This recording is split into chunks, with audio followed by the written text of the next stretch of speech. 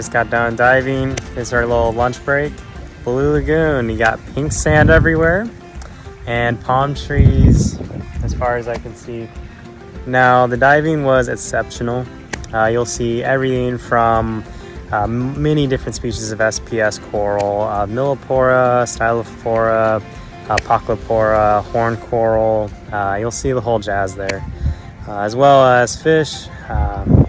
Thousands of sharks, about 2 to 3 feet from your face. Black tip, white tip. We have some greyhound as well. Not really any nurse sharks, but mainly black tip. Now you also see tons of parrotfish, the size of like a little Volkswagen. Massive parrotfish, and groupers that are absolutely plentiful and at least 3 to 4 feet. Massive behemoths of a fish.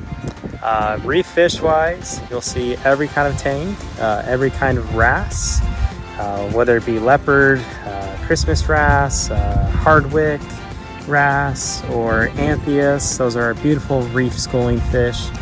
You'll see all kinds of squareback, purple, blue, all kinds of anthias as well.